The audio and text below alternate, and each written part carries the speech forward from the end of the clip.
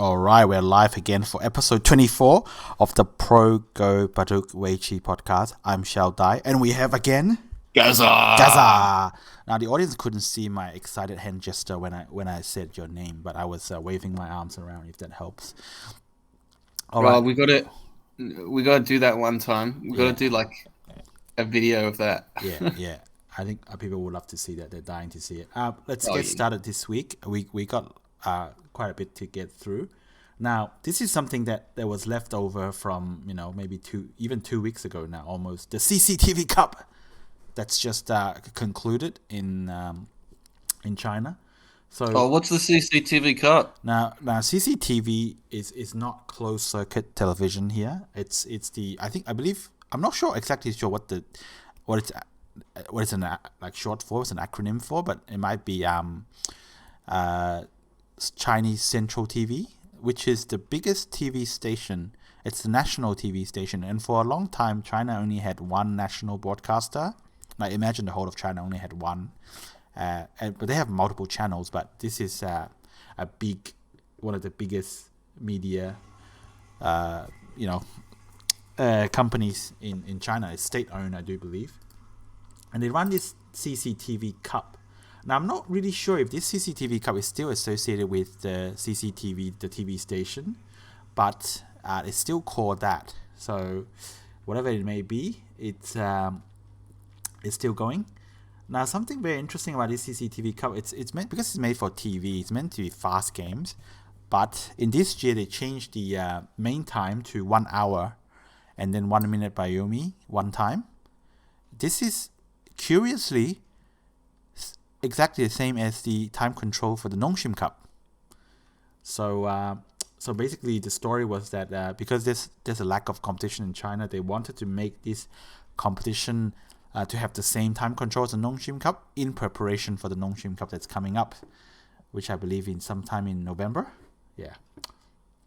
So I believe previously the time controls used to be they had to move one every 30 seconds. Yes, something like that. I can't remember. I mean, I listened to some videos. They still get the time control wrong because it's quite new.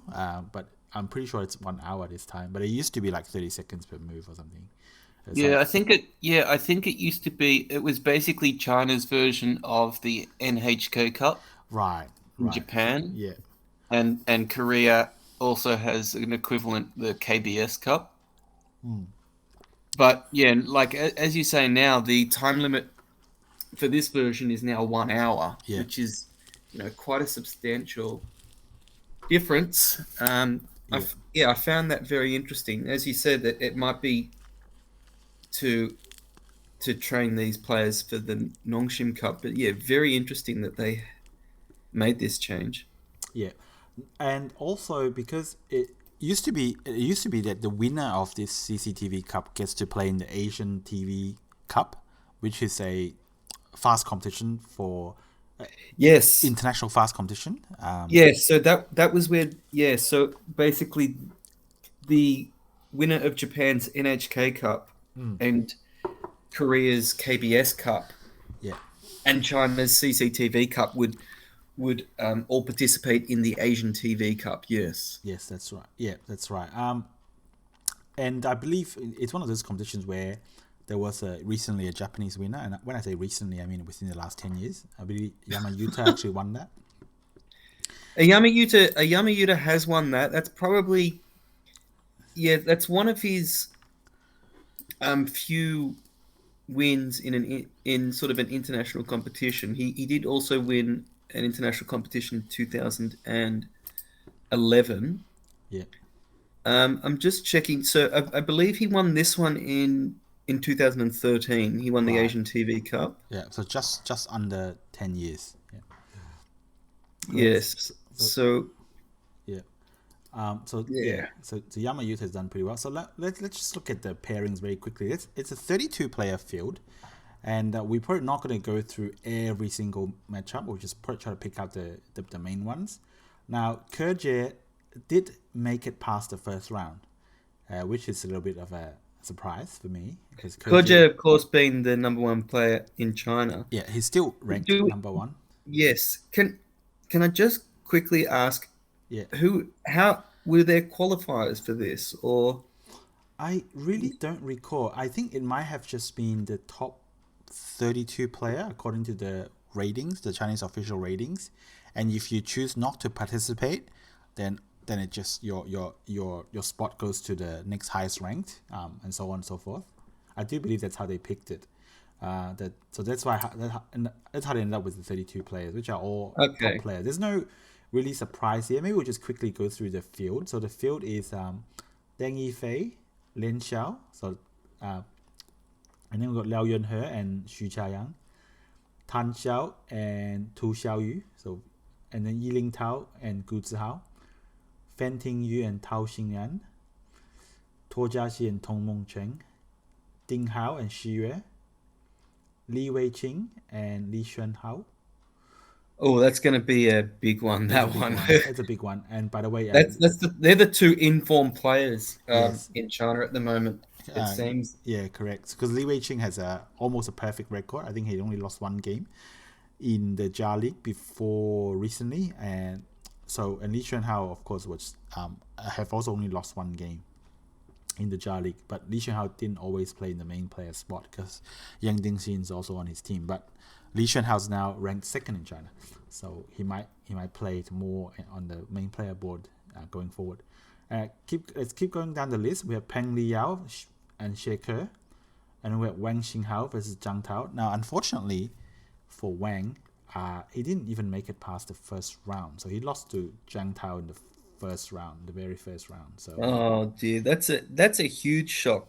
Zhang Tao. I mean, of all these players, Zhang Tao's probably going to be one of the weaker players in this field as yeah, well. yeah. I mean, no disrespect, but No, no disrespect. I mean, all of these players are strong, but yeah, we're talking about the 32 best players in China. yeah, Zhang Tao would have to be at towards the bottom end of that. yeah, probably, yeah. And yeah, very, very for fans of Wang Jinghao, of Yeah, which I am unashamedly one. yeah, That's a disappointing result. yeah, For him. yeah. Now, it I think it might just be that you're placing too much. Or should I say, like too much pressure or too much hope on these youngsters? Like every player that who's younger than Kerje, that's quite strong. We say, "Whoa, he's gonna be the next Kerje," but chances are they're not, and but we do tend to get overexcited about this. And I just do remember every strong Argentinian soccer player, coming out of that goes to Europe. We say, "Oh, he's the next Maradona," but no, I don't think there's been a next Maradona except Messi. So it's a really tough one. I think because Kerje is on the decline and all these young players are coming up, we really want them to, take up the mantle of Kerje, but realistically, chances are they may not be, because you have to recall, Kerje won his first international title age 17, so Wang Xinghao's already 18 plus, so. Exactly. It's Yes, very, but very that's hard. Yeah. that we could discuss this for hours. I think. Yeah, I know. Just a side note. Okay, so we got Li Qingcheng and Huang Yunsong, and then we got Zhang Weijie and Mi Yuting, and then Yang Dingxin and Xie Erhao, Yang Kaiwan and Zhao Chenyu, and then at the last four, it's quite interesting. Got Chen Xian versus Chen Yaoye, and then Fan Yin versus Kerje. Now, if Kerje had won his game and Chen Yaoye had won this game, we would see another Chen Yaoye versus Kerje matchup. But it wasn't to be. Chen Xian beat Chen Yaoye. So Chen Xian had a really good Jia League this year. And Kerje managed to beat his former teammate Fan Yin. So the next round is Kerje versus Chen Xian. And guess what? Kerje got knocked out right away. Like, basically, Kerje got knocked out by Chen Xian. So In the round of 16. in the round of 16, he just got knocked out. And I really don't remember what Kerje said. I think he basically, I mean, Kerje is definitely not in good form, so really nothing to say. And the ratings difference between Kerje, who is still ranked number one in China, versus second Li Xuanhao is like something like 30 something points. And I think every game that Kerja loses, he might just lose around 5 points also. So yeah, it's not that many games that Kerja still can lose before he loses his number 1 spot. So let's see if Kerja recovers. But anyway, Kerja is gone. Now maybe we should look at Shi Yue. So Shi Yue has beat Ding Hao in the first round. And I do believe that Shi Yue in the first round was, when he beat Ding Hao, it was a huge reversal. So Shi Yue only beat Ding Hao by half a point, if I remember correctly.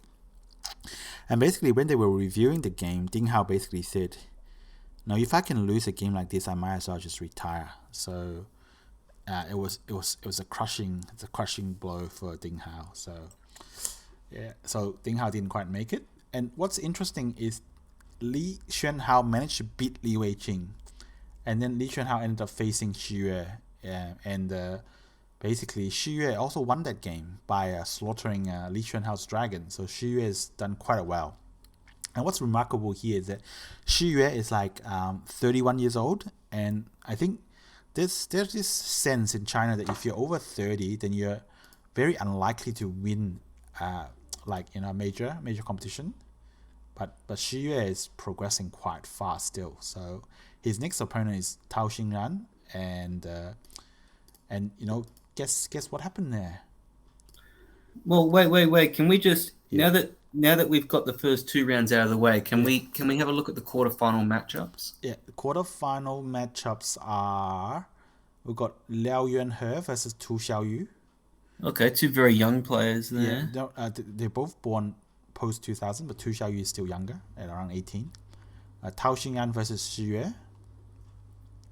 Nice. And got Xie Erhao versus Li Qingcheng.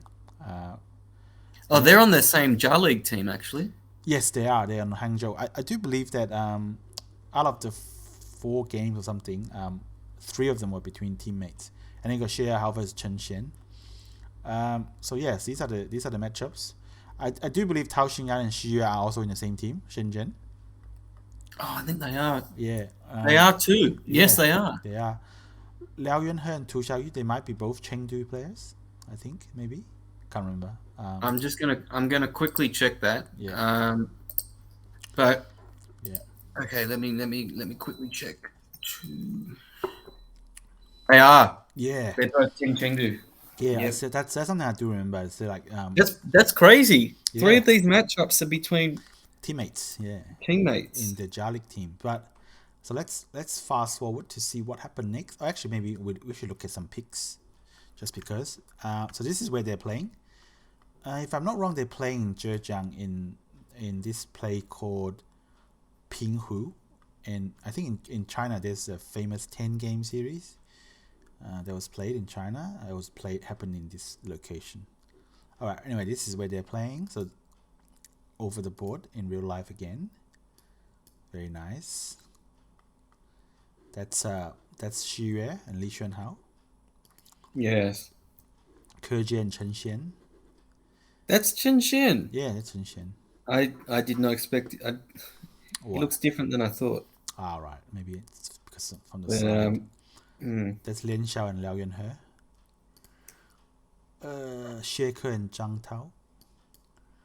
Oh, these are not relevant. Oh, it's just everybody together. Wait, go back. Yeah. There he is. Yeah, the red telephone man. Love him. Love it.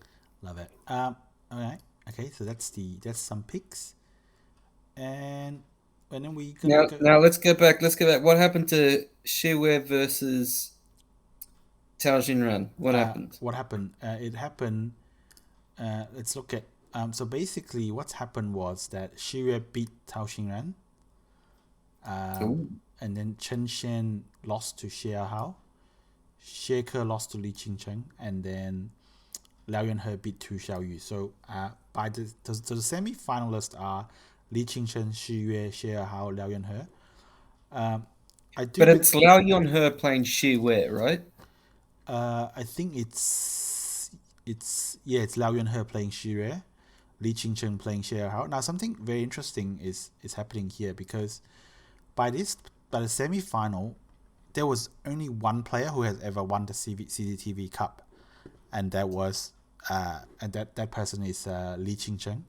Well, the other three players have never won the CCTV Cup. Yes, but I mean it's I could, I understand that, but based on the time formats, you could almost argue that it's somewhat of a different tournament now. Yeah. So it's not entirely surprising that previous winners are not necessarily doing well here because it's a different time format. Yeah, but that being said, I would have expected of all players to not adapt as well to the longer time control. It would be Li Qingcheng because he's known as basically the master of fast go. Yeah. He but plays... I guess 1 hour main time is still fast enough for him. Yeah, I guess so. I mean, he plays slow games like a fast game. That's as far as I know. Yes. He plays really, really fast. Now, this is very curious because I believe someone did some counting of the last 19 CCTV Cups. I don't think there was anyone who's won it twice, or definitely not consecutively. That's for 19 years in a row. So that's something that's maybe a little bit strange because you would expect that maybe at least one strong player would have won it twice in a row, but it hasn't happened. And basically, people are talking about is tradition going to continue? Because the only way for someone to win this twice is for Li Qingcheng to win. Every other player, it's just we're gonna crown a new winner. So let's. It's a curse. It might be maybe it's cursed. Yeah, maybe it's cursed. So let's look at some more picks. I mean, they're a bit same. Xie Erhao focusing there. Just Shin. That's Tao Xing'an. Liao Yunhe. Li Qingcheng. Okay. Shi Yue. Now apparently Shi Yue is a very, very nice guy. I think he recently played in the Lanka Cup final. And what's happened was that after the game, he spent quite a bit of time just going over the game, reviewing the game for a weaker player. So he's a very, very nice gentleman. But anyway, this is what happened in the semi-final. We got Liao Yunhe and Shi Yue, and Shi Yue managed to come out victorious. And we got Li Qingcheng versus Xie Erhao, and Xie Erhao won that game. So, and given that Xie Erhao and Shi Yue have never won the CCTV Cup before, we'll basically see another new winner being crowned. And what's very interesting is that they're both rated around the same. So there's like basically a 50-50 chance that they would win this. So the finals between Xie Erhao, pictured here, and Shi Yue, pictured here. And, normally you say that Shi Yue does have a bit of an age disadvantage because he is 31. But in this case, Shi Yue managed to come out the victor, collecting a huge check over here. I believe it says 300,000. Oh yeah, 300,000 yuan. Wait a sec. That looks like. Oh, okay. There's a decimal point there. There's a decimal point. Yeah. 300,000. So that's going to be about around about 60,000 Australian dollars or something like that. Yeah, that would be equivalent to a minor title in Korea, right? No, a major title. Oh, major, yes. That would be the amount for the Myungin. Yeah. Oh, that's crazy. But anyway, that's them playing. So congrats to Shi Yue. Now, a lot of the talk on social media was that Shi Yue, because Shi Yue had actually won this at the age of 31, that's a little bit maybe surprising for some, but Shi Yue played really well, and yeah, I mean he definitely deserved his victory there.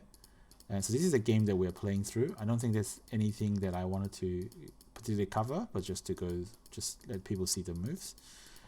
Yeah, so that's it. So congrats to Shi Yue for winning this comp. And yeah, anything else you want to add, Gaza? Yeah, I have two comments I want to make. Yeah. So at the start, I mentioned that Zhang Tao would be considered one of the weakest players in this field. Yeah. Zhang Tao it turns out Zhang Tao has actually won the CCTV Cup before. Right. Yeah. Whereas, of course, Wang Xinghao has not. No. So there you go. Zhang Tao won it in 2017. Oh, wow. Yeah, I kind of just forgot about that. Which is actually more recent than Li Qingcheng. So there you go. That's crazy. And the other thing is, since this is the same time controls as Nongshim Cup, is there a possibility we may see Shi Yue in the Nongshim Cup team? Wow, that's very interesting. I guess there's something we have to see, because they technically haven't announced their wildcard yet for China. So maybe they. And there's a particular fact with Xie Yue in the Nongshim Cup. He holds a record there. He's the only player to have a perfect record in Nongshim Cup competition. I believe he's only played once versus Park Junghwan, and he killed Park Junghwan's dragon. Yes, he has. He's actually been in 3 Nongshim Cup teams, but he only played one game. Right. Because in the other 2 Nongshim Cups, China won before he was scheduled to play. Right. So he was in the team when during the period when China was just a little bit too dominant in the Nongshim Cup. That was only a few short years though. So yeah. Yes. So perhaps we might see him return. Yeah. Nongshim Cup. Yeah, that would be very interesting. Be very interesting, yes. But if there's only a wild card left to select, it's probably not going to be him. No. I think people were probably expecting someone. Do we have the other player? Do we know who the other players are in China's Nongshim Cup team? I honestly can't remember, but I'm pretty sure. Okay, we might cover that in a later podcast. Yeah. Yeah. All right. So while we're done with the CCTV Cup, and shall we move on to another major title in China, which has just happened, and that is the Tianyuan. So Tianyuan is the same as Tengen. It's just the Chinese word for Tengen. So basically, this is one of the major titles in China, and basically everything about so it's a champion challenger. It's a title holder challenger system, and all of the games to determine the challenger has been played, and the challenger was determined to be Yuting. And that was like a month ago, if not a year ago. I really can't remember when that happened. And Yuting beat Jie in the final, in the challenger determination final, to make it. And the current Tianyuan is Zihao, who took the title from, I believe, Shin last year. And now it's Yuting challenging for the title. So they play in Tongli, which I believe it's a city, it's a county in Zhejiang province. And the first game was quite interesting because it was. I'm not going to be able to give you any kind of technical analysis because it's very, very technical, but I just want to show you what actually happened. So in this game, Yuting is black, Zihao is white. So you see how Zihao, all of these stones here are not alive and they're just being cut by black. There's one black stone. Right. And Zihao really have to try and stay alive. Now apparently this Hane was really bad because it's strengthened black. But so now white really have to come and try and run. Okay. And I think this fight is so complicated that I think even around this point, AI was still saying maybe 50% for or somewhere like 30% for white or something. That's crazy. That's crazy, but it's. I guess the idea is that you see this black group here. If black is not careful, then white can somehow counter-threaten this group. But for whatever reason, Zihao didn't end up playing the AI variation. And I think with this complicated situation, you really don't know whether AI's one is the best possible way to play anyway, because obviously AI is not perfect. But anyway. Well, no, I mean, when you've got, I think, really, really complicated fights like this, sometimes the AI can take multiple Right. Depending on the speed of your process, like your computer, it may not find the right sequence of moves. Right. Yeah. In a reasonable period of time. I've run some positions in some games, not this one, where it literally just doesn't find the move, or it can take up to 30 minutes or even more to find the right move. And at that point, the evaluation of the position changes completely. So yeah, that may be the case here. It certainly looks like a really complicated position, as you say. White's not totally alive, but can create complications on the left. Yeah.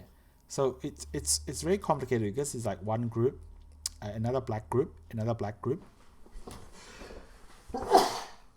Yeah. Excuse me. So there's like 3 running groups, but apparently, by this time, it's AI says that it's a very hard one for White, and Yuting just played almost perfectly.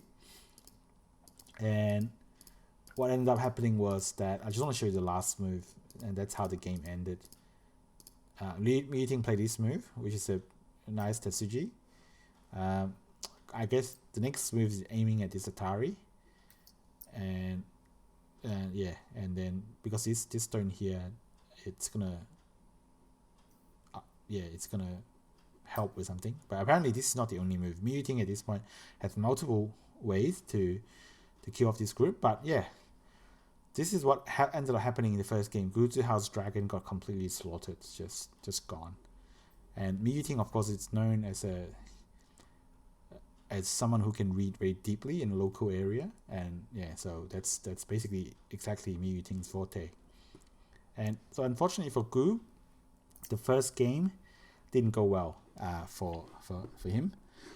So, before we move on to the next game, can I just quickly clarify? Yeah. How many games are in the final? In the title match? So the Chinese title systems are a little bit different to Japan. It's usually a best of 3 final. So it's only 3 games. So and do you know how long the game is? I really can't remember the time control. I might have to look it up at some point. But yeah. Okay. Yeah, whatever it may because be. Because in Japan, I believe the Tengen final is 3 hours main time each player. Right. Yeah. I'm really not sure what this one is. I'd imagine it's probably somewhere around 2 or 3 hours each. Yeah, it's probably somewhere around there. It's not very long. Typically like 2 hours, 3 hours. Right. Some of these title matches, but definitely not a slow game. Okay. So that's game 1. It's very, very interesting, and so that means that now Yuting is 1 game away from the title. Yes. So basically, yeah, Yuting's one game away from taking the title. I think before Yang Dingxin lost the title to Gu Zihao, players tend to hold on to the title for a few years. So I believe before Yang Dingxin, it was Yuting it was Lian Xiao who held it for a few years, and before that was Chen Yaoye, he held it for a long time. And then I think he had it. I think he held it for 8 years. Oh, right. And then Gu Li might have held it for somewhere around 5 years or something like that. I think he held it for I think he held it maybe for 6 years. Something like that, yeah. So before Yang Dingxin and Gu Zihao, it was basically they're holding it for a bit longer. But recently, just we have Yang Dingxin losing to Gu Zihao, and then are we going to see the Tianyuan changing hands again? Let's see. But the score was basically in the second game. We have Gu Zihao playing Yuting and Gu Zihao was black, and Gu Zihao managed to take revenge in this game and ended up winning the game. So there's not a lot that I remember about this game, because I think I was just basically too busy doing work, and I haven't watched the last 2 games. But what ended up happening was Gu Zihao managed to win this one. So the score is now 1-1. So Gu Zihao still has a chance of winning, retaining his title, but Yuting is also one win away from winning this title. So it's going to be an exciting final game to finish off the series. So let's maybe quickly just go through the moves just to see what actually happened. Okay, so there's a cut over here. So by the way, it says Zihao is black over here. So and okay, so just fighting this code over here in the middle.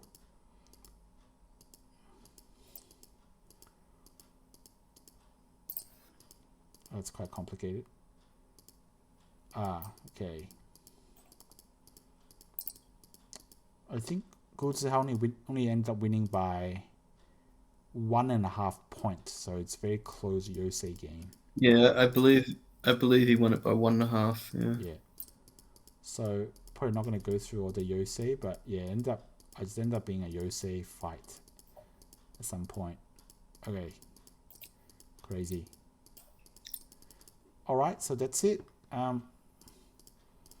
Okay, let's look at the final board position. So yeah, so it's huge Yosei, but only 1.5 points. Yeah, I think this game was quite close in terms of points the whole game. Like there were no real dead, like there were no real major dead groups. Yeah, both sides have like a bunch of stones died, but they are kind of equal. Yeah, it was a trade-off. Yeah. Right. Okay. Yeah, so it ended up being a huge Yosei game, but that's where we stand, 1-1, and the final game I believe just happened a couple of days ago. Happened yesterday, as of this recording. Right, happened yesterday. Yeah. So, and what's happened was basically Yuting managed to win out. So Yuting beat Zihao 2-1, and he ended up collecting a 400,000 renminbi check. This is bigger than the CCTV Cup that we just covered. By the way, looks like this guy in the middle, he's an 8 dan. His name is Huayi. He's one of the most famous Weiqi commentators. He's considered one of the best.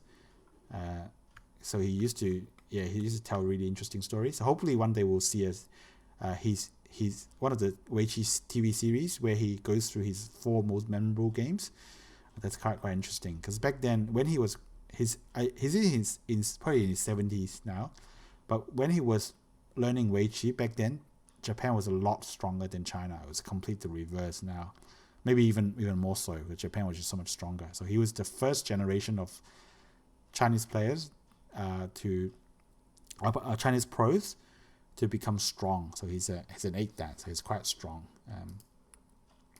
But anyway, that's Zihao, and we'll see. This is Yuting, very happy after winning, and it's Zihao, thin as a stick. And that's basically it. We have the final game. If I'm not wrong, the final game was where Yuting as white also managed to kill something of Zihao. Yeah. So that's Tianyuan for you. That's another one of the major titles. Okay, actually, I do remember trying to watch this game live, and this was a very supposedly a very remarkable move, because it's quite strange looking. Of course, when Black played here, basically Black wants to ladder this one stone, because normally in this Joseki, Black would play the Keima here. So by playing here first, Black wants to ladder. So White says, no, I'm not going to let you. So White took away Black's move, and then Black hurt this White stone. And apparently the AI recommended continuation was playing here, which was quite interesting and also a bit visually striking. But yeah, you have to kind of study this to understand why it makes sense. But that was the first interesting thing about this game. All right, and I think what's happened here was that I do believe that the commentary says that, if I'm not wrong, it says that White is in trouble here, because White is barely alive. White still has to make a move, and you have to remember White is Yuting, so White was behind in this game quite early. But let's see what happened. And then Zihao decides to play this very interesting move here to try and kill this corner. I think he did successfully kill it. But he might ended up losing a little bit, got sealed in, and the game got a bit closer. Let's see what... okay, so this is very interesting because White decides to move his stones very deep inside Black's territory. Oh yes, I remember now. There's a very interesting, very exciting capturing race in the middle. So even though White was behind, what ended up happening was that Black ended up getting Atari'd here, and Black can now only capture these 3 stones with a ko and with a net that's still 2 liberties away from capturing these 3 stones. So, and what ends up happening was Black just ended up with a huge dragon inside a White's territory. This got really exciting. So like Zihao was leading at the beginning of the game after White played very inefficiently here, ended up only living in Gote. But now Zihao is running a Black group after leading earlier on in the middle of White's moyo of sorts. So I guess White's only move is around this area to prevent Black from jumping back, I guess. Oh no, fixes his shape first. And Black didn't jump back. Oh, so Black tried to live in the corner. Oh, I guess, that's now... And maybe Yuting thought that, if he didn't do that, he wouldn't have enough. So, okay. Zihao thought that he wouldn't have enough. So, okay. So, Black tries to get the corner and live with this Black group. So, this is where it got really exciting. So, I guess the question is, can this Black group live? If I'm not wrong, by this time, even AI suggests that Black was okay by AI winning percentage. But again, this is so complicated. I don't really know who to believe. But anyway, let's just look at what happened. It was quite crazy, actually. So Black tried everything he can. Still no eyes. And I think by this point, when I saw the commentary, when White made this move, apparently this is also the AI recommended move to kill this Black dragon. So by this point, according to AI anyway, it's very hopeless for Black because Black has 0 eyes. So Black kept playing for a few more moves.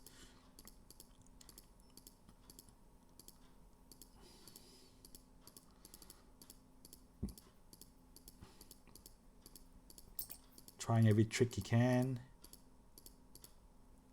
Still has 0 eyes, and White even Tanuki. Maybe because White should be alive yet. So that's when Zihao resigned.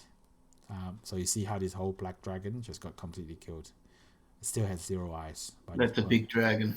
That is a big dragon. But so congrats to Yuting for playing 2 dragon killing games and winning another major, another title in China. So that's the Tianyuan, the 36 Tianyuan for you. Yuting managed to successfully challenge for the Tianyuan 2-1 over Zihao. So Yuting is the new Tianyuan. There you go. All right. So that's the CCTV Cup and Tianyuan in China covered. And now we're going to move on to the Minjun Gaza. This is something you're very excited about. The Myungin.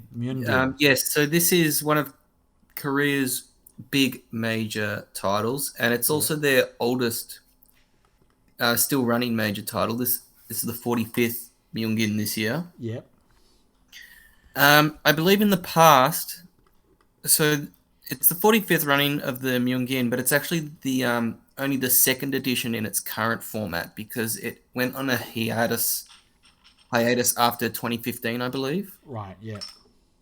And I believe that in its original format up to 2015, it used a title holder challenger system. But now it doesn't because Shin Jinseo won it last year, but he has to participate in the tournament this year. Yeah.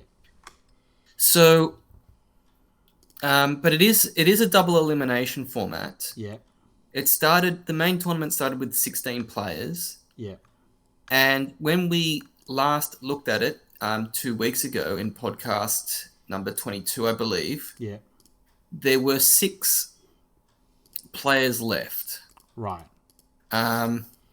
So in the winners bracket, there was Park Junghwan and Shin Jinseo. Yep. And in the losers bracket, there was Lee Ji-hyun and Wong Seongjin. Yep. And Shin Minjun and Kim Ji-sok. Yep. And the players in the losers bracket, the first matches that happened this fortnight were those 4 players playing in the losers bracket. Right. So first up, Lee Ji-hyun lost to Won Song-jin. Yep. And Shin Minjun beat Kim Ji-sok. Yeah. So in the losers bracket, it's these players have already lost a game. So if you lose, you're out. Yeah. So Lee Ji-hyun and Kim Ji-sok are both eliminated. Yeah. So that reduces the number of players left to 4. Yeah. And then also the next game to happen was the final of the winners bracket. Yeah, which was a huge one. Yes, it's between the top 2 players in Korea. Yep. Park Junghwan and Shin Jinseo. Yep. And it was a big game. I don't think it was that notable. Right. A game. I believe it was a fairly comfortable victory for Shin Jinseo. For Shin Jinseo. I might see if I can. Shin Jinseo is black here versus Park Junghwan is white. I do believe it ended up being Shin Jinseo ended up doing quite well. I think it might have been a white dragon that was running or something. There was a ko in the top right. Yeah. So that's this ko. Yes, and then white had a bit of a dragon in the top left. Yeah, this one. Yeah, and cool. Okay. Shin Jinseo was more than happy to bully that around. Yeah. It did. Well, it didn't actually. Did it live? I'm not sure if it did in the end. Although this is for Korea, this is a fairly slow game. It's an hour 40 minutes each. Yeah. But yeah, with a dragon like that, it's I think the dragon is it's alive. just not fun. The dragon definitely lived. Yeah. By the way, the dragon is alive. Yep. But it was simply not enough. Yeah, I think because I think black was able to kill white at the top, or was able to get enough points at the top. Yeah, at the very least. Well, so at a minimum, black's got, this corner, majority of it, this corner, half of this corner, and then it managed to reduce this corner quite a bit. So technically, black's got most of the corners, and white doesn't have any territory. Actually, if you look at it, like maybe here a little bit. Here. White has very few points. White's got a bit on the right, and that's about it. Yes. That's about it. So I think ended up when Shin Jinseo made this group alive, or at least alive in a ko. Park Junghwan decided there wasn't enough in it to try. So yeah, that's when he resigned. So yeah, another masterful game by Shin Jinseo. Yeah, pretty comfortable victory for Shin Jinseo, I guess. It's And what that meant is, so as I said, this was the winners bracket final. So this was not an elimination game. Yeah. All it meant was that Park Junghwan now had a loss, and so he moved to the losers bracket. Yes.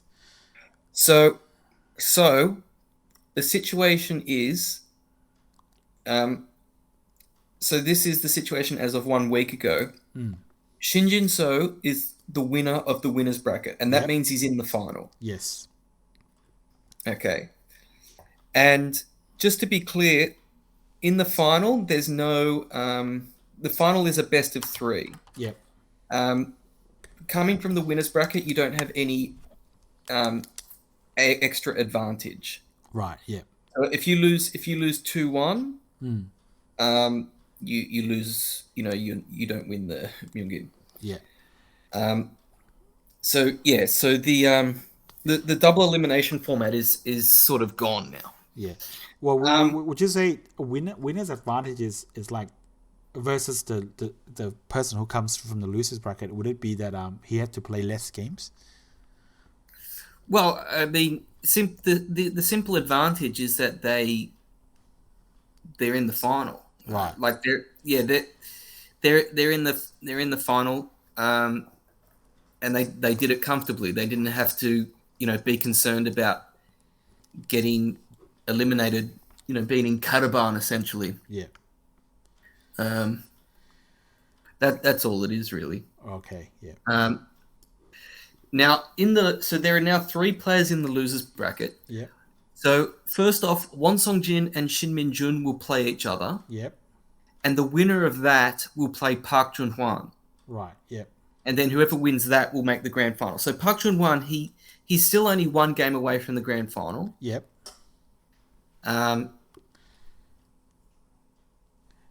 But the next matchup was Won Seongjin versus Shin Minjun. Shin Minjun, yep. And I'm not sure if I watched this game. Oh no, this game was actually quite interesting, wasn't it? So I have the Kifu up here. We have Shin Minjun as black, and Won Seongjin as white. I think I was quite busy at work this week, so I didn't really watch it. But I'm looking at the Kifu now to see if anything interesting. When was this game played? 19th of September. So this would have been a few days ago. Monday? A Monday? Yep. Yes, it was a Monday. Okay. Okay. So Won Seongjin's running with this white group here. Hane's out. Okay. Comes out. Jump. Oh, okay. Yeah, Shin Minjun, black Shin Minjun group is also not 100% live yet.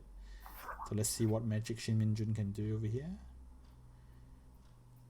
Oh, this is a very complicated fight. Yes. Oh, ends up being a Ko in the corner. Oh wow, it's just huge. It's very complicated because it's a really complicated game. This one. Yeah. Whoa, it's really complicated. So Shin Minjun's fighting this Ko. So yeah, Shin Minjun's black group here probably just died, I guess. Okay, and technically black is also not alive, still 1 Ko away. So I do wonder how Shin Minjun ended up winning this one. Okay. Let me turn on my AI to see how they're doing right now, because I think I would have thought that Shin Minjun was losing at this point. Let's look at the territories. Yeah, this does look good for white. Black has this corner. This is not alive yet. Black's got 2 corners. White's got this corner. And when white's captured this, I would say, wouldn't you say that white is doing better right now? Okay, it's only 77%. So white's slightly ahead, but only at so it's not that bad then. It's not that bad. It's only like 3.5 points in it. 4 points in it, let's call it.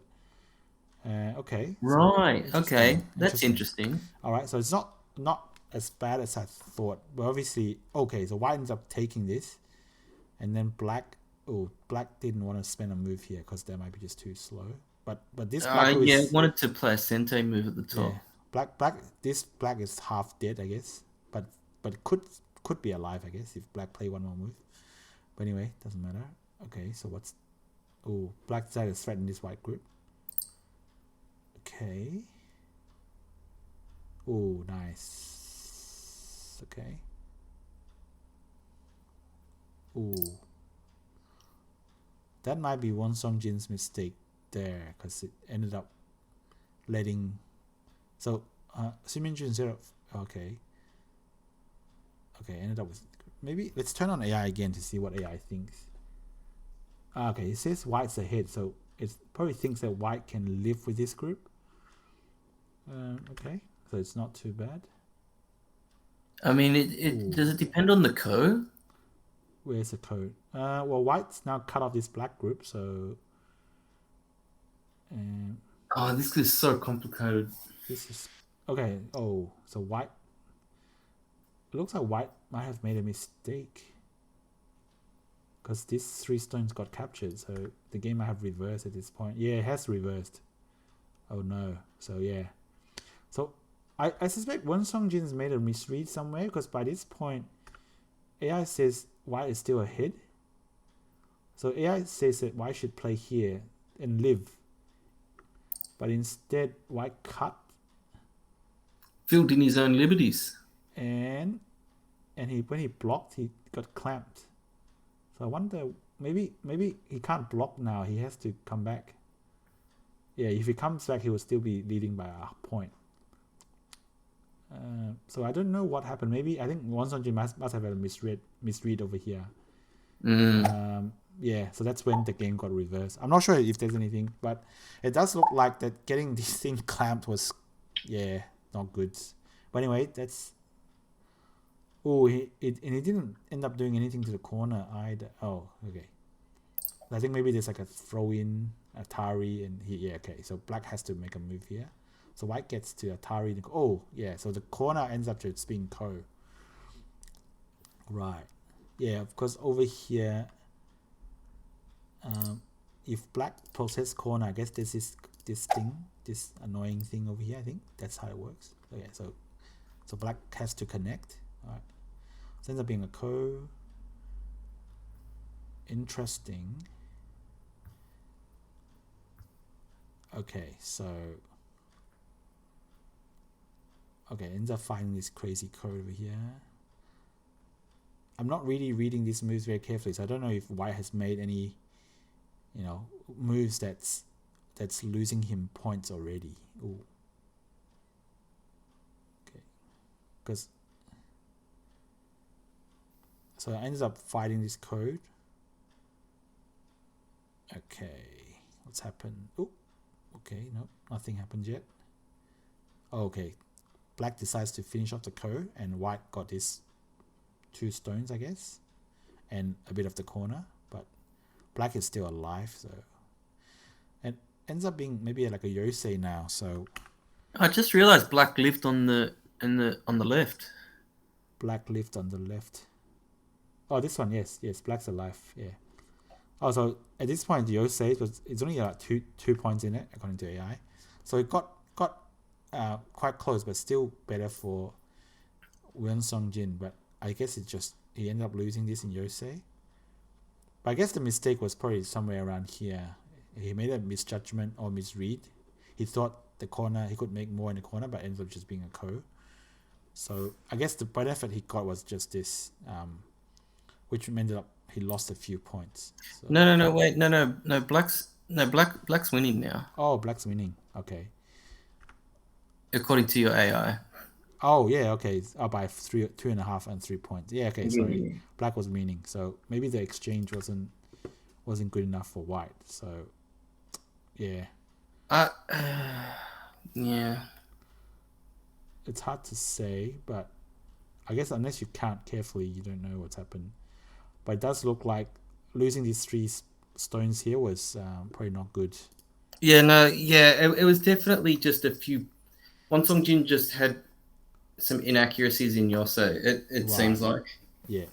So because I think in the end black was only ahead by like 1.5 points or 2.5 points or something. Right. It says okay, yeah. So 4.5. Okay, 4.5 points. Yeah. Okay. So it's not huge. Obviously, for amateur player, that's nothing. For me, anyway, I could easily lose that in a Yosei, but so that's what it ended up looking like.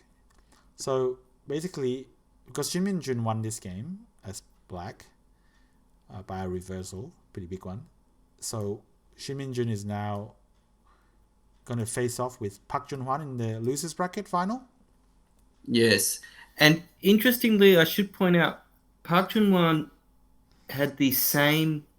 Well, last year Park Junghwan played in the winners bracket final. Right. That time against Byun Sang-il. Yep. And he lost. Yep. So he went on to the losers bracket final where he played, of course, Shin Jinseo. Yep.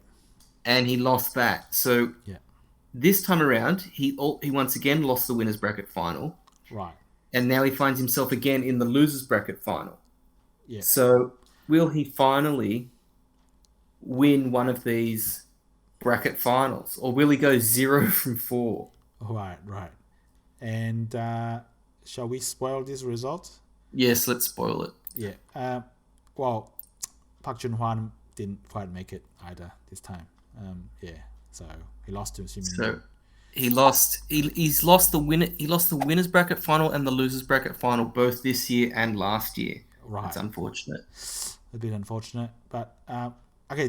This I was trying to follow this game live, and this is the point when I probably have lost the plot, because I couldn't really understand what's going on. So white played here, which is maybe this move is still maybe understandable. Just want to destroy some territory, maybe.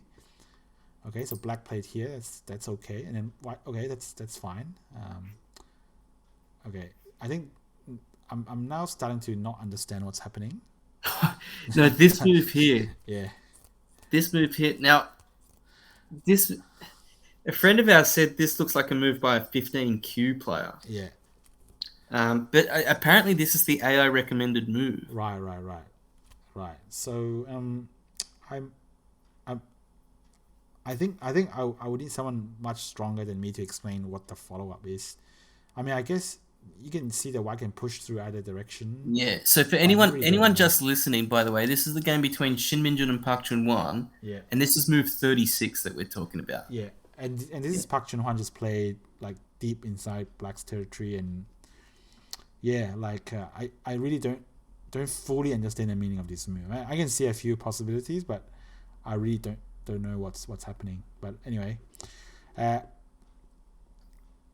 so the game continued for a little bit. So Park Junghwan decides to Shin Minjun. Okay, so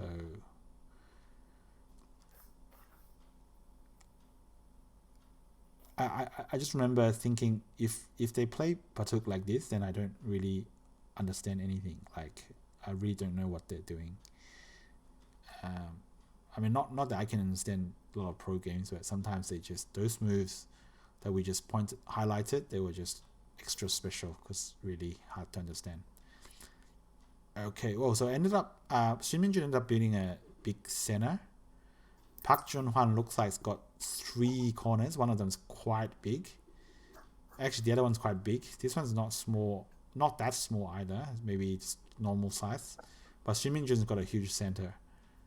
So I guess the battle is over. Actually, Shin Minjun also captured these white stones here. So black's not. Yeah, no, that's a big advantage for black. Yeah, so black's not that, probably not that terrible in terms of pure territory, but I think the problem was move. If you go back to move 126. 126, right? Yes. So AI doesn't like this move, and I think it just prefers white to continue pushing, like J12 or even try and J11. J11 jump, yeah.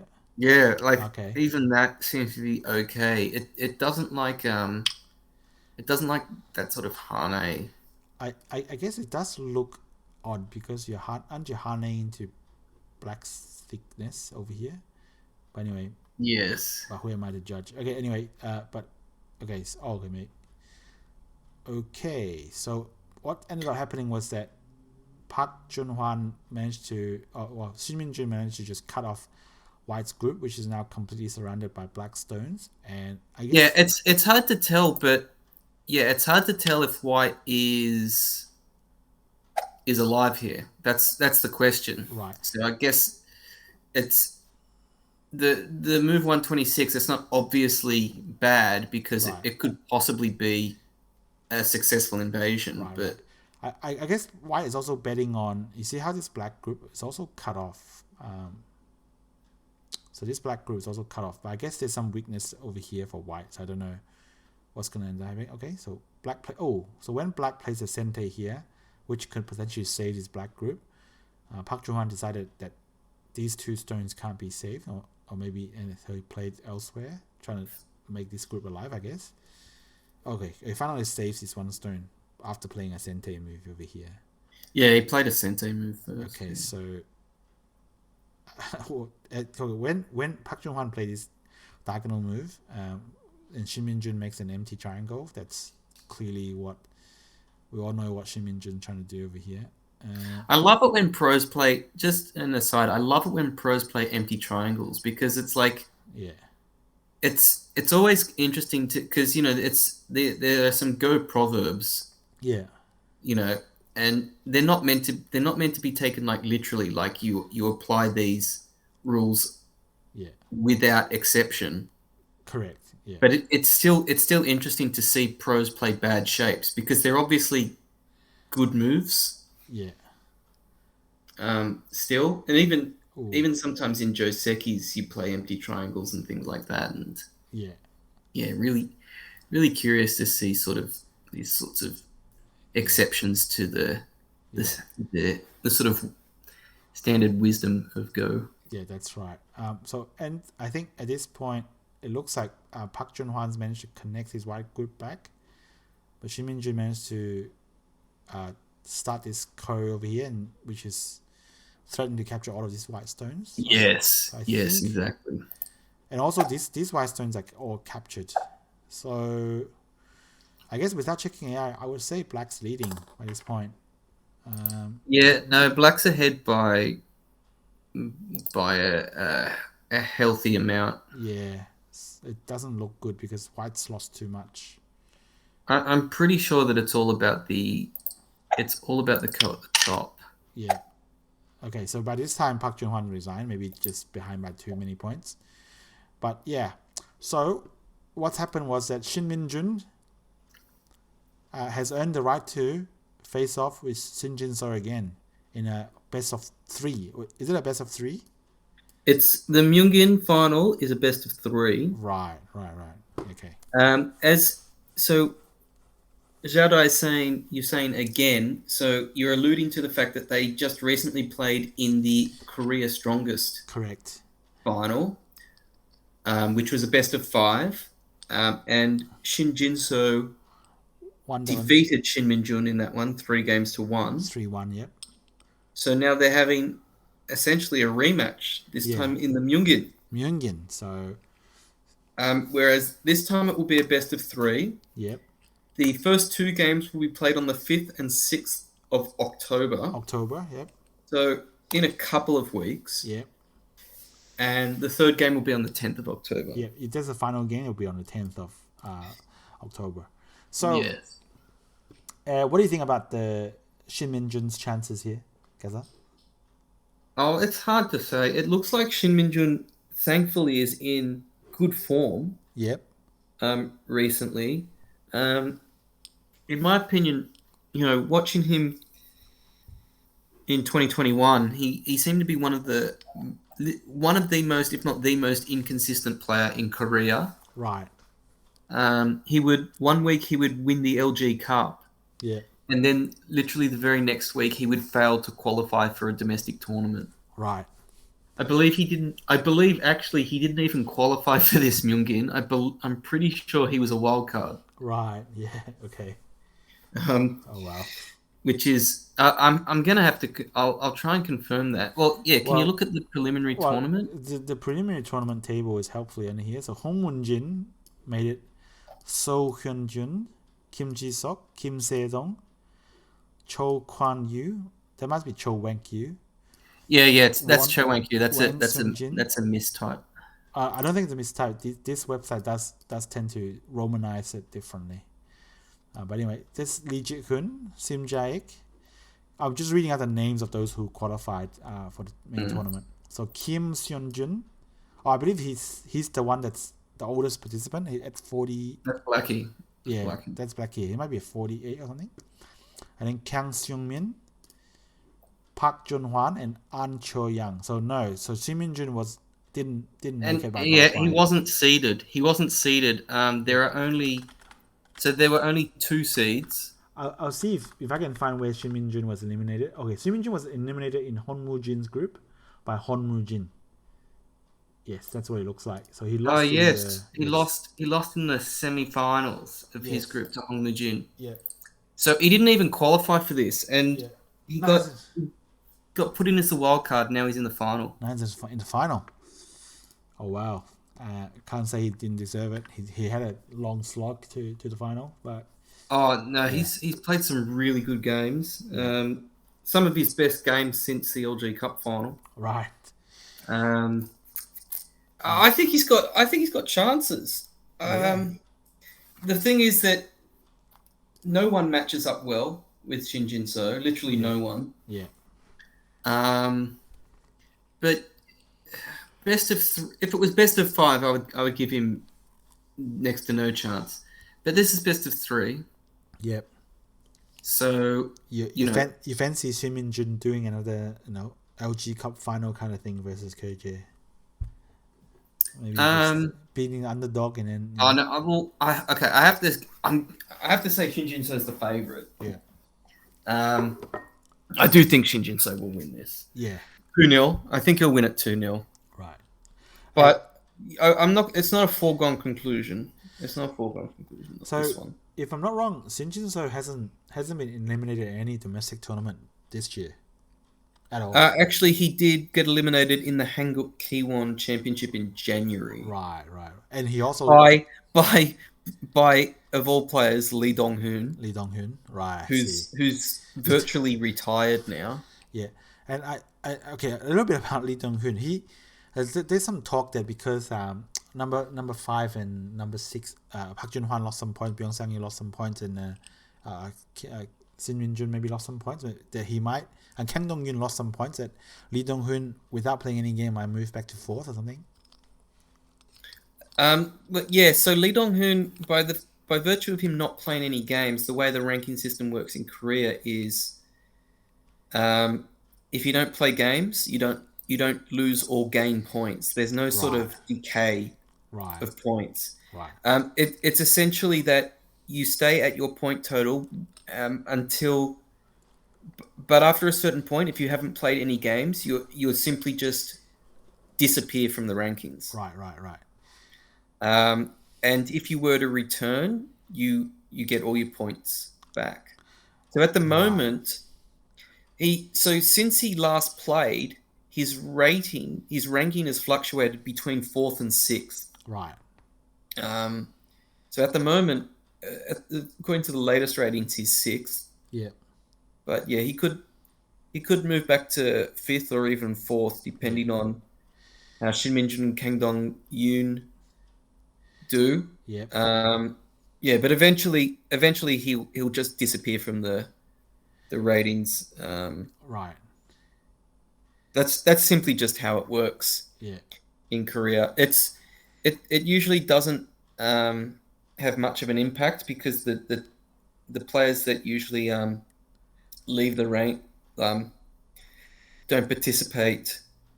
Well, for the few exceptions, like for the minor exception where players may perform military service, right? The types of players that take an extended absence are not very, are not in the top 20. Right. So yeah, it's very peculiar to see for it to happen in Lee Dong-hoon's case. Right. But that's simply how it works. But in any case, though, that he was the last player to eliminate Shin Jinseo from a Korean major. Yep. Of course, Shin Jinseo also came. Yep. I believe he only came 3rd in the Weiqi Construction Cup. League. I think he may have finished 3rd or 4th. I'll just quickly check that. I think he definitely didn't finish in the top 2 because he didn't participate in the final. Correct. I'm still not sure if the Weiqi Construction Cup is a major in Korea. I don't believe it is. Right. It may not be because it's all fast games and. Yeah. But I guess I believe he finished 4th. Right. Because he only finished 4th. I believe Kim Myung-hun had the same number of wins as him, and Kim Myung-hun won their matchup. So right. I see. So I mean, I guess the point is Jinseo is not going to have a what's it called, a sweep of the domestics this year. Well, yeah. I mean, I'm not sure if I don't think the YK Construction Cup is actually a major. Right. Yeah. I could try and confirm that, but I believe that there are 6 majors in Korea: the Hanguk K1 Championship, the GS Caltex Cup, the Korea's Strongest, the Myungin, the Yongseong, and the KBS Cup. Right. Yeah. Okay. Now, the 4 that have already happened this year were the Hanguk K1 Championship, which, as we said, Shin Jinseo was eliminated from. Yep. That was won by Park Junghwan. Yep. The GS Caltex Cup, Shin Jinseo won that this year. Yep. The Yongseong, Shin Jinseo won that this year, and the Korea's Strongest, Shin Jinseo won that this year. Yep. So since his last elimination from a Korean major, he's won 3 majors. He's also gone ahead and won the LG Cup, and also decided to basically single-handedly win the Nongshim Cup for Korea as well. Yep. So he's taken his anger out from that elimination. Yeah. On basically every other tournament except the YK Construction Cup. Yeah. And this may be his 4th Korean domestic major this year. Yeah. Well, let's see how fast Jinseo can take this, because he's still got the Samsung Cup and the Lanka Cup to go this year. So there's the KBS Cup in Korea. Yeah. So it's just a machine. So it's widely regarded. He also won the Kuksu Mountains International tournament. Yeah. As well. We just keep it just seems to be every month he wins a tournament. Yeah. And these are big tournaments as well. The best players in the world. Yeah. Absolute machine. Let's see who can stop Jinseo. I think he might just win. He might just win the Samsung Cup and the LG Cup. And again, if he wins this, we'll do a preview of the Samsung Cup in maybe a couple of podcasts time. But if he wins the Samsung Cup, that would just be insane. Yeah, 3rd time lucky maybe for Jinseo. Of course, referencing the fact that Jinseo lost to Kerje 2-0, and then lost to Park Junghwan 2-1. And in the previous 2 Samsung Cup finals, and then 2 previous Samsung Cup finals. So if he makes it a 3rd time and he doesn't win it, something is wrong. It's been rigged. But let's see what happens. So Gaza, we still have a bit of time. So why don't we cover the Korean Women's Baduk League final? I think that's what you call it technically. I'm not sure. So the Korean Women's Baduk League. Yeah. Okay. Yeah, so the playoffs happened these last 2 weeks. Yep. Let's see if I have the results here. Okay. Yeah. So, just a bit of background. The Korean Women's Baduk League is a league of 8 teams. 8 teams, yep. Yes, for Korean women. Each team has 4 players, but for each match, there's only 3 boards. Right. So there's basically a reserve. Right. And the reserve may be, it's not necessarily the same player every game. Sometimes a different player will be at the reserve. Yeah. But essentially, there are 4 players, but only 3 of them will play each time. Yeah. and each team plays each other twice. Yep. So since there's 8 teams, each team will play 14 matches. Right. And the teams are ranked by match wins. So you have to win at least 2 of your 3 games to win the match. Yep. And then the 4 teams with the most match wins will participate in the playoffs. Yeah. Now, there are 8 teams, so the top half essentially make the playoffs. Yep. So basically, you probably have to win the majority of your matches. Right. Yeah. To make the playoffs. Yeah.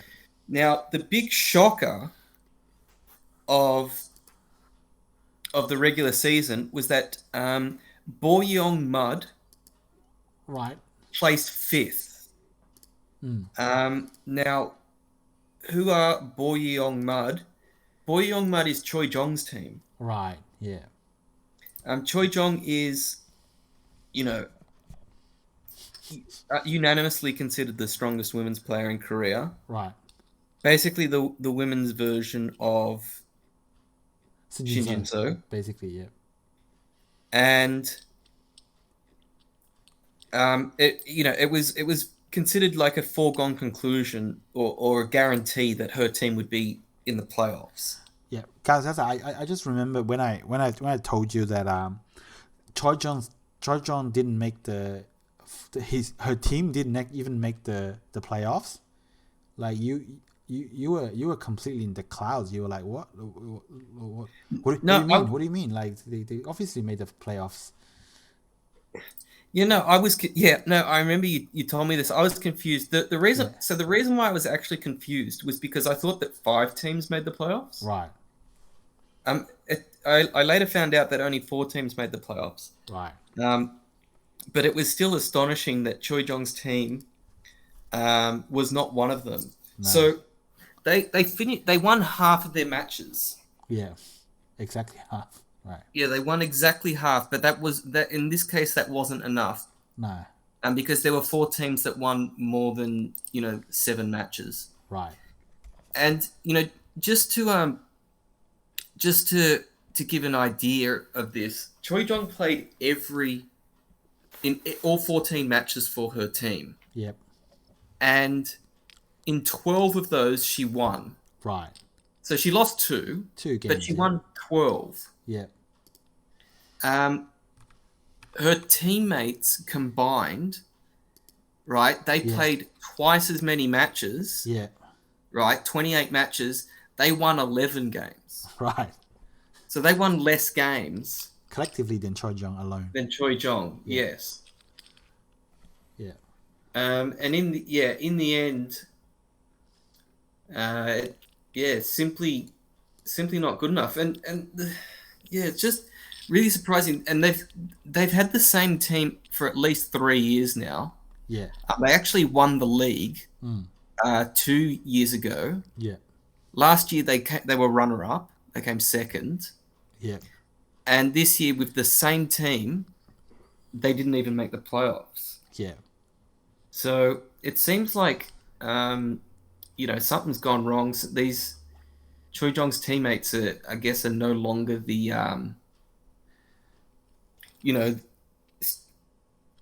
a sort of falling back. Yeah. In terms of form compared to these, new players or other players or it could just be a regression to the mean. Well, I mean, I'm not really sure how you could. I'm not really sure this is a good example of regression to the mean when you've got Choi Jong in your team. Right.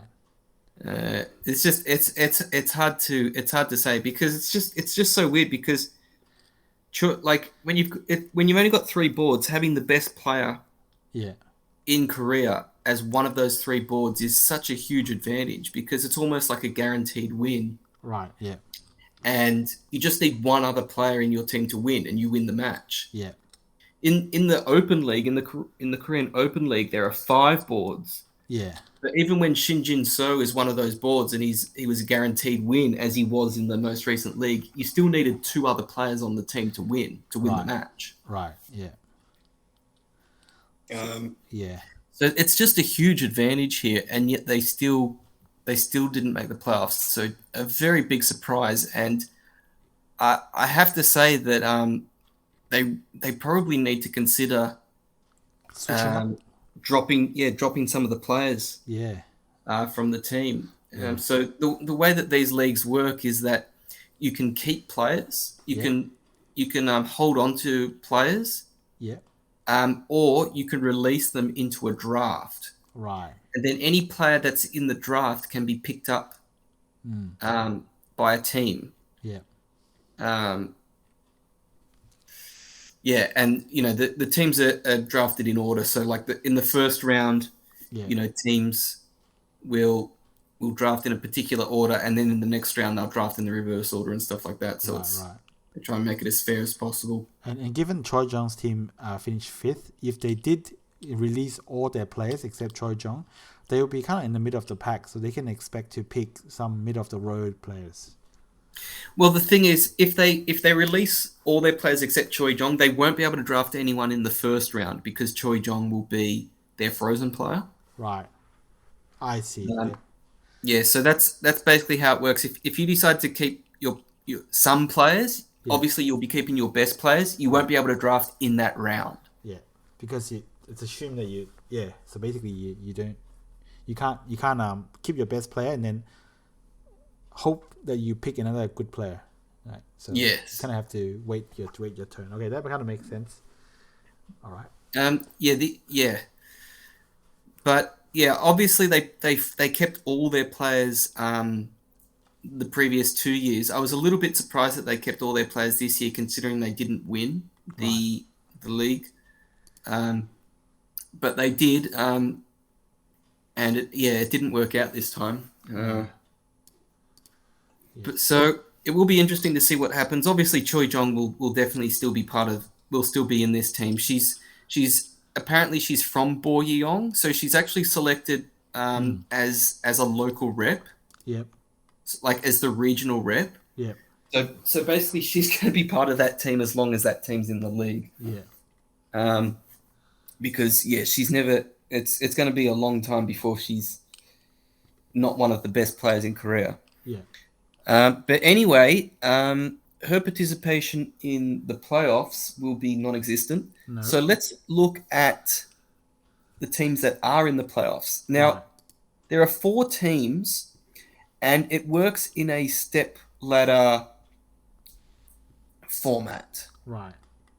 I'm not entirely sure exactly how it works, but I believe that 4th place has to win twice against 3rd place.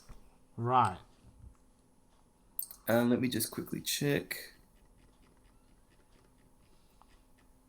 Yeah, so 4th place, I believe, has to beat 3rd place twice. Right. Whereas 3rd place only needs to win 1 game. Right.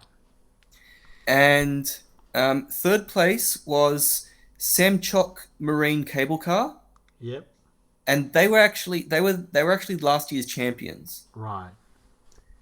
That's the team with Kim Chae-young, Cho Hee-yeon, and Kim Yun-sun. Right. So a very strong team that. Yep.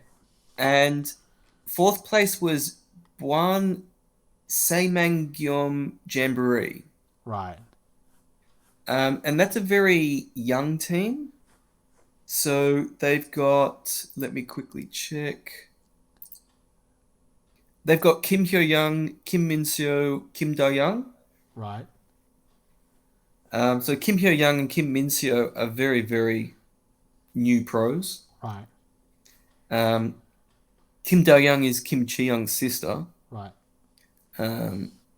And yeah, so in the first game, in this first match, Kim Min-seo beat Kim Yun-sun, but Kim Hyo-young lost to Cho Hee-yeon.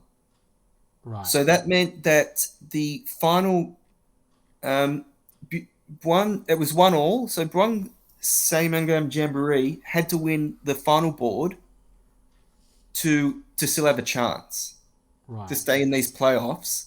And the final board was a sibling matchup. It was Kim Chae-young versus Kim Da-young. Yeah, that's what I want to see. Yep. Yeah, that's what everyone wanted to see. But Kim Chae-young is by far the stronger of the two. Right. And she prevailed. Yay. So that meant that one Seimangam Jamboree, they lost. They had to win twice, but they lost the first match. So they were eliminated. Yeah. And Semchok Marine Cable Car, they progressed to the next step of the playoff, which is now a best of 3 against Suncheon Bay National Garden. Oh wow!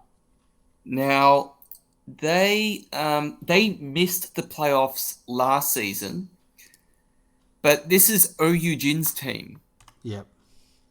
Now this is OU Jin, Lee Young-ju, Lee Do-hyun, and Park Tae-hee. Yay. And I recall, I don't know exactly how many of these. Let me just quickly check. OU Jin was the only one that was kept from last year. Yeah. And I remember looking at this one and thinking that this team will not do well. Right. 9, 8, 7, 6, 5. Apologies. Yeah. So because I recall that Lee Do-hyun and Park Tae-hee did not do particularly well last year in the league. Yep. And Lee Young-ju, I didn't know much about Lee Young-ju. She's sort of a middle of the road player. Right. I think. But they all did well. They all did really well this year. Of course, OU Jin did well as expected. But yeah, Lee Young-ju, Lee Do-hyun, and Park Tae-hee all had, very solid performances. Let me just quickly see if I can. Now, Park Tae-hee, she's the one that made the IBK Cup final, right? Yes. So, if you make a final and you have OU Jin in your team, that's that sounds pretty and she strong. actually beat OU Jin in the IBK Cup to make that final. Right. So I've got the results here. So OU Jin had 9 wins from 14. Yeah. Lee Young-ju had 8 wins from 14. Right. And so Lee Do-hyun and Park Tae-hee, they were basically split between the reserve position. One of them was the reserve every time. Yeah. So Lee Do-hyun had 5 wins from 8 and Park Tae-hee had 3 wins from 6. Right. So all of them had a 50% or better record. Very consistent. Yes. Okay. Very consistent. And more importantly, they won at the right time. So they had a lot of 2-1 match wins, I think. Yeah. And so this was a best of 3 match between Semchok Marine Cable Car and Suncheon Bay National Garden. Now, in the first match, OU Jin beat Kim Yoon-sun as expected. Kim Chae-young beat Lee Young-ju as expected. Yep. And what was probably not expected was Park Tae-hee actually beat Cho Hee-yeon. Right. The veteran women's player. Right, yeah. So Suncheon Bay National Garden, OU Jin's team actually won the first match. Yep. And then in the second match, as expected, Kim Chae-young beat Lee Do-hyun, and OU Jin beat who is this? Kim. Oh, let me just quickly check. I forget who the other. Kim Soo-jin, I think it is. Right. Basically the reserve for Semchok Marine Cable Car. And so then it was down to Lee Young-ju and Kim Yun-son. Yep. And Lee Young-ju beat Kim Yun-son. So that meant that OU Jin's team actually won match 2 as well. Right. And so, Suncheon Bay National Garden OU Jin's team prevailed to the grand final. Nice. And so Samcheok Marine Cable Car were not able to repeat their victory from last season. Yep. They were eliminated in 3rd place. Oh, wow. Now, the team that Suncheon Bay National Garden would face in the grand final was, apologies for my pronunciation, what is it? Seogwipo Chilsimni. Chilsimni, this one. Now I'm just gonna say this is Cho Shong-a's team. Yep.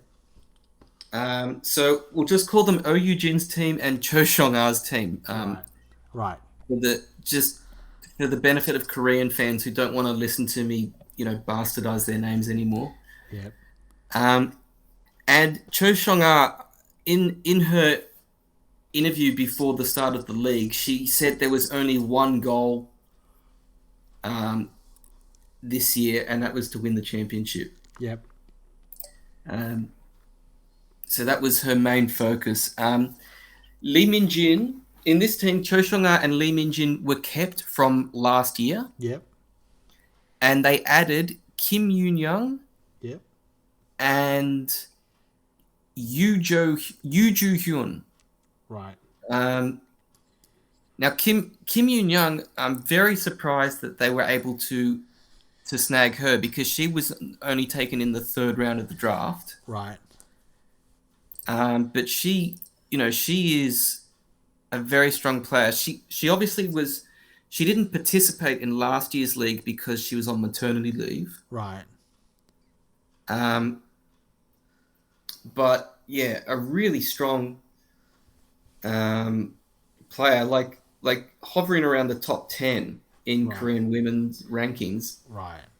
So yeah, this was definitely the steal of the draft. Yeah. And she proved that. She played 12 games in the regular season and she won 9 of them. Oh, wow. Yes. Yeah, that's great. That's pretty good. Yeah. The crazy thing was, so Lee Min-jin, she played 12 rounds. She only won 5. Right. Yoo Joo-hyun is essentially the reserve for the team. She won 1 game out of 4. Right. But basically, most of the time it was just Cho Shong-a winning, Yeah. Kim Yoon-young winning, Yeah. and it didn't matter. It didn't matter if it was Lee Min-jin or Yoo Joo-hyun playing because Yeah. they'd already got their 2 wins. Yeah. So they actually won 11 matches of their 14. Right. And a lot of that was due to Cho Shong-a, who won. She played all 14 rounds and she won 12 of them, the same number as Choi Jong. Yeah. That's crazy. Yeah. Yeah. Yeah, so Very yeah, cool. a huge standout there. Cho Shong-a, like even better than Kim Yoon-young. Yeah. Yeah. And so yeah, very deserved winners of the regular season. They had 2 more match wins than anyone else, and so they got a direct spot in the grand final. Yep. Which was a best of 3 with OU Jin's team. Yeah.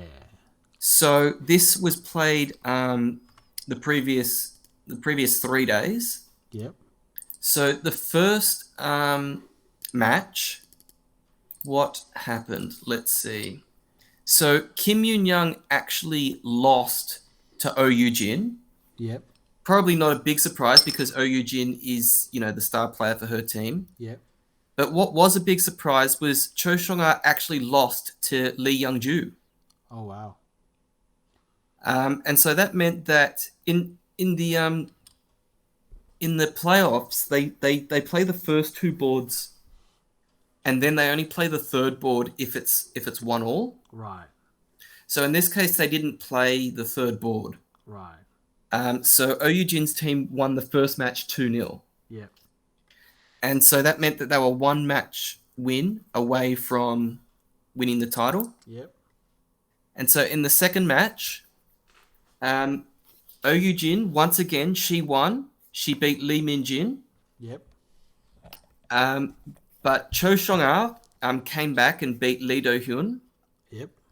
And so that made it 1-1. And the third board was Kim Yoon-young versus Lee Young-ju. And so Kim Yoon-young had to win to keep her team's chances alive. And she managed to do that. It was actually, I think it was a fairly exciting game. I think Lee Young-ju certainly had winning chances. We won't go over the game because I probably won't be able to find it anyway. Right. But no, I don't. I actually don't have the Kifu, so I may be making that up. But Kim Yoon-young did win that game. Yeah. And so that meant it would go to a third match. So this was now sudden death. Whoever wins this wins the title. Yeah.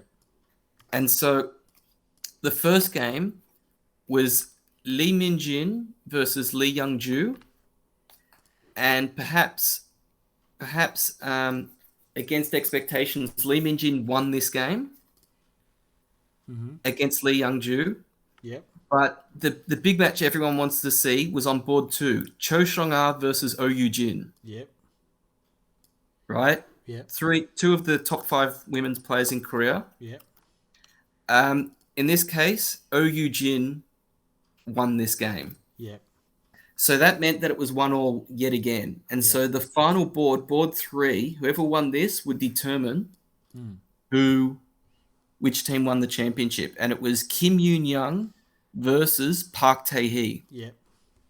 And it was even for a lot of the game, but then, unfortunately for Park Tae-hee, she made a mistake and Kim Yoon-young sort of pounced on that and defeated Park Tae-hee. So Kim Yoon-young or Cho Song-ah's team, they win the Korean Women's League. Yay! So that's this team over here, and that's the team. I don't know what to call it, but when they win, they just show this video of them doing some pose or something. But that's the team. Yes, every team sort of has a pose or a gimmick. I don't really understand that, but it's for TV. So the players. So on the left is Kim Yoon-young, and then the star Cho Song-ah. In the middle is their manager. I'll try and find her name. Yeah. Okay. But next to her is the veteran Lee Minjin. And then the reserve Yoo Joo-hyun. Right. Let me just quickly try and find the manager's name. Kim Hee-rim. Right. Or something like that. Yeah. She's actually still a player. She still plays, by the way. Right.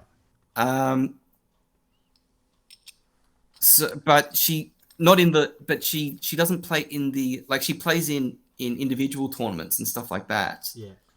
But she doesn't play in the women's league. She's like their manager or their coach or something like that. Yeah. Every team has a manager. Some of the managers are actually blokes. Right. Yeah. In this case, the manager is Kim Hee-rim. Yeah. So it's usually an older player. So for instance, Choi Jong's team manager is Moon Do-won, right? Who doesn't actually play anymore. Like, she hasn't played a competitive game for like 3 years. But Kim Hee-rim, she does still play competitively. Right. And Moon Do-won, I see her a lot on Baduk TV or something. So she's like a commentator. Oh yeah. Moon Do-won. Yeah, Moon Do-won is a caster for Baduk TV. Right. But she doesn't actually play competitively anymore. Okay. Cool. All right. But yeah, no, this is a very strong team. I didn't expect them to. I expected them to make the playoffs. I didn't expect them to win because I thought that Lee Minjin may have been a bit of a weak link. Right. I mean, Yoo Joo-hyun is not, like, Yoo Joo-hyun is not a strong player. Right. Like, she's obviously good enough to get selected for the women's league, but she's not. She was clearly the reserve. Yeah. Let's put it that way. Whereas, so you essentially. You pretty much need 3 good players. It's not really enough to have 2 great players because those players can still lose. Yeah. even Choi Jong lost twice this season. Yeah. And I thought that Lee Minjun was maybe a bit of a weak link to have three strong players, like when you compare to Kim Chae-young's team, for instance. But it turns out, that she was more than capable. Yeah. And she even won in the final match at the grand final. If I'm not wrong, Lee Minjun is one of the strongest women players at some point. She might be she was very noted for being the finisher in a lot of the win and continue tournaments, women's win and continue tournaments, if I'm not wrong, the international versions. Yeah, she's actually never won. She was, if you recall in an earlier podcast, she was the runner-up of this year's Daeju Cup. Right. Yeah, that's right. I don't know. Has she? She must have. She's probably won a couple of tournaments, but not for a long time. Yeah, but she is a veteran player. She's like 38 years old. Yeah, she's also very strong. She's probably played longer than some of these players have even been alive. Right. Yeah. Okay. Yeah. She's definitely, she's definitely a great player, but it turns out I don't think she's actually ever won a title. Right. Okay. So she's probably made several finals, but never been able to get that final title. Well, at least not that I can find anyway. But yeah, I just thought that maybe she was a bit, maybe not good enough at her age. But I underestimated her. She had a good enough performance. Yep. For her team, and she obviously won when it mattered. Yeah. So, which is more important. Yep. In these team events. So yeah, good for her team, and yeah, Cho Song-ah, she was clearly focused on the team championship this season, and despite she actually didn't have a great final. She lost 2 of her matches. Yep. She lost 2 of her games. But yeah, the team team collectively pulled through. Yeah, so the team carry heard for a change this time. So that's a great conclusion to the Korean Women's Baduk League. So congrats to Cho Seong-ah's team and Kim Young. I see her on Twitch streams every now and then. She does her Patreon teaching games, shown live on Twitch. So that's it for the Korean Women's Baduk League, another season. So let's look forward to the next season where they do the draft again. So Gaza, if I may, shall we move on to the calendar so we can look forward to what's happening next week? There's some big ones. Oh, next week. Okay. Yeah. Oh, I haven't. I'm not sure if I've done the calendar for next week, but let's see. What we do have. Now, when we recorded this episode, we recorded this on Saturday for a change. Usually we do it on Friday nights, but it's recorded on Saturday. But on the Sunday, which is tomorrow, we have the Wu Qingyuan Cup semi-final. Oh yes, that's the big one. Next week, the Wu Qingyuan Cup, which had its round of 16 and quarterfinals a month or so ago. Is resuming. With the semi-final, and then later on in the week, it's going to be the final. Yeah. So if you recall, in the semi-final, there's only one Chinese player left, and it's Wang Chenxing, and the other 3 Korean players might be Choi Jong and Kim Chae-young. Kim Chae-young is definitely one of them. I can't remember the last one. I'm pretty sure it's Jin. Okay. I will just quickly check now. It's the usual suspects. Yeah. So of course, Wu Qingyuan Cup is an international women's tournament. It's Jin. It's Jin. Yeah. It's an international women's tournament. It's probably the biggest one in terms of. It's the big. Yeah, it's definitely the biggest international women's tournament. Yeah. So It's not looking good for Team China, because they it's looking even worse for Team Japan because they're all eliminated. Right, yeah, and also Team Taiwan did surprisingly well, but couldn't make just a semi. But that's the Wu Qingyan Cup to look forward to in the final. Now we also have the this Dr. G Strongest Women's League in Korea happening this week and probably throughout the next few months. So we might talk about that at some point.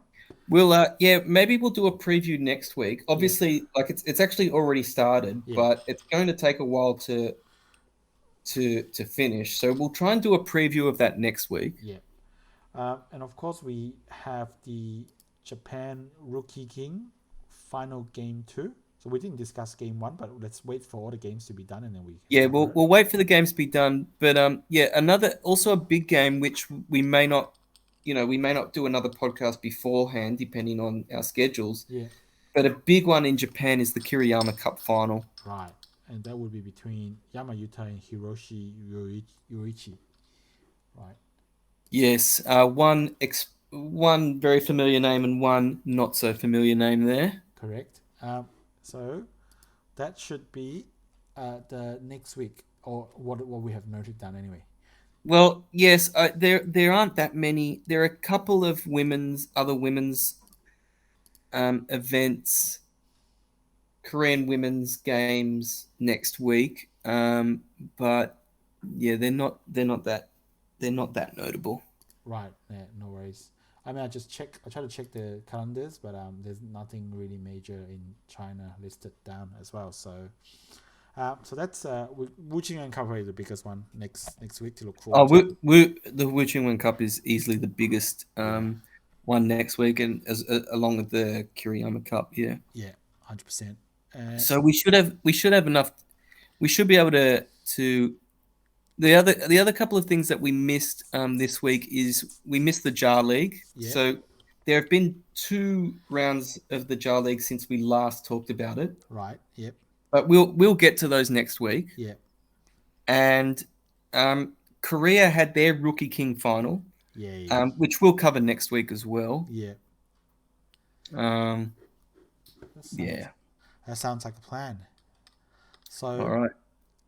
Okay, right. Thanks, Gaza, for another episode. And we shall see you next week. Sounds good. Yep, great. Thank you. Bye. Bye. Bye.